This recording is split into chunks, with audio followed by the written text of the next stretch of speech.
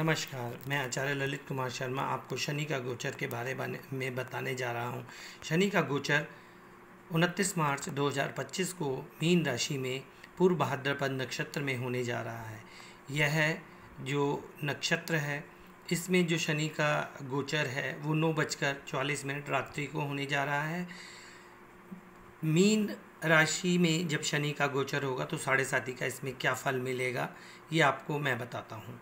जब शनि की 3 अपनी दृष्टियाँ होती हैं, तीसरी, 7वीं और 10वीं, जब शनि मीन राशि से अपनी तीसरी दृष्टि, मतलब जहाँ 2 लिखा हुआ है दृष्टि बनी हुई है, यहाँ अपनी तीसरी दृष्टि डालेंगे तो इसका हमें क्या फल मिलेगा। तीसरा भाव जो होता है ये मेरे कुटुंब का होता है, ये मेरा बैंक बैलेंस है, मेरा धन है।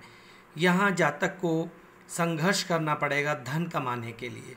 वो लाभ जो होता है, जैसे हम कुछ अर्निंग करते हैं और हमें कोई लाभ होता है, ये मेरे लाभ भाव को लाभ भाव से जो प्रॉफिट होता है, जो मेरा धन मेरे बैंक में एसेट्स आती है वो होती है, और ये मेरा कुटुंब है।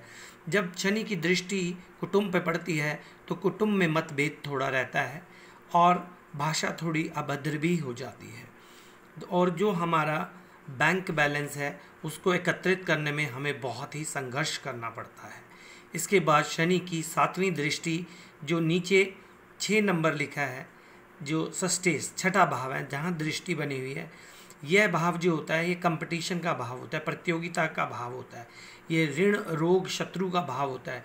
यदि शनि को हम कर्मफलदाता भी बोलते हैं, कोर्ट से संबंधित कोई भी जातक का कार्य होगा तो इस पीरियड में अगर वो शनि की आराधना, पूजा, मंत्र जाप करेंगे तो कोर्ट से संबंधित कोई भी कार्य होगा उसमें उन्हें विजयी प्राप्त होगी, क्योंकि क्रूर ग्रह की जब दृष्टि क्रूर भाव या अशुभ भावों में पड़ती है तो उसका फल बहुत ही अच्छा प्राप्त होता है।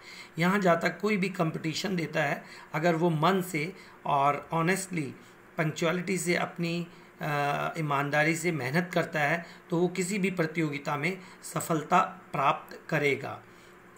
इसके बाद जो 10वीं दृष्टि होती है शनि की, वो आप देखिए 9वें भाव में भाग्य भाव होता है। ये एक हमारा धर्म भाव होता है, पिता का भाव होता है, गुरु का भाव होता है।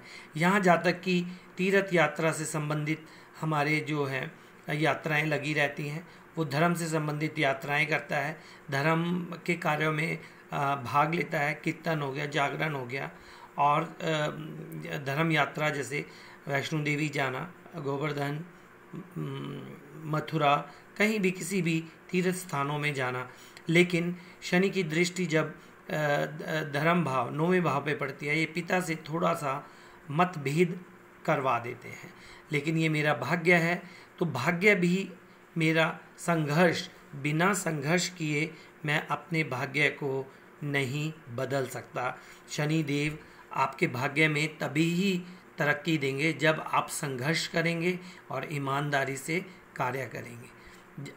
शनि देव चाहे जितने भी कुंडली के अंदर अशुभ हो, या वो नीच के हों या अशुभ भावों में हों, लेकिन शनि देव कर्म फलदाता हैं। यदि आप ऑनेस्टली, ईमानदारी से और निष्ठा से आप कोई भी कार्य करते हैं, दूसरों को हमेशा आदर सम्मान देते हैं, किसी की निंदा नहीं करते, चुगली नहीं करते, किसी को अपशब्द नहीं करते, आप अभद्र भाषा नहीं बोलते, तो इसका मतलब शनि देव आप पे प्रसन्न होते हैं। शनि का मतलब होता है सहना, शनि का मतलब होता है कि आपके अंदर सहनशीलता कितनी है। अगर आपने सहनशीलता से सारे कष्ट सह लिए तो शनि देव अवश्य आपको सफलता देंगे। आशा है आपको ये समझ आया होगा शनि के बारे में और शनि से संबंधित इसमें हमें क्या लाभ और हानि है। तो धन्यवाद, आप सुनिए और इसका आनंद लीजिए।